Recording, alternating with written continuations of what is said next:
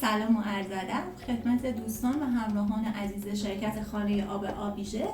امروز در خدمتتون هستیم با نحوه نصب دستگاه یووی آب خانگی.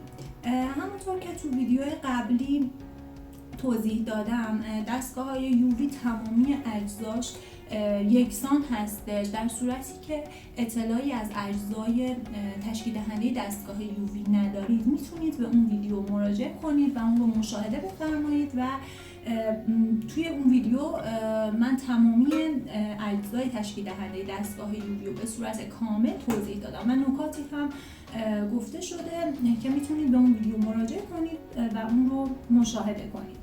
در اینجا میخوایم یک دستگاه یووی خانگی رو با هم دیگه نصب کنیم. در ابتدای کار براکت هایی که توی دستگاه وجود داره برای نصب روی دیوار یا حالا به عنوان پایه نگهدارنده داخل هوزینگ قرار میگیره. اگر بخواید به دیوار نصب کنید به این شکل میتونید به دیوار نصب کنید و اگرم به دیوار نمیخواد نصب کنید به صورت پایه نگهدارنده ازش استفاده میکنید. فرق دستگاه یووی آب خانگی با یووی صنعتی در این هستش که یووی آب صنعتی هر دو سمتش دارای درپوشه، ولی یووی خانگی به خاطر این کوچیک هستن و نیازی به دو تا درپوش نداره، دارای یه درپوش هستش و یووی‌های خانگی همطور که می‌بینید دارای یه ورودی و یه خروجی هستش که مثل یووی‌های صنعتی فرقی نمی‌کنه که کدوم ورودی و کدوم خروجی باشه. وقتی که براکت‌ها رو نصب کردید در ابتدا کوارتز دستگاه رو از غلاف خارج می‌کنید، داخل دستگاه قرار میدید.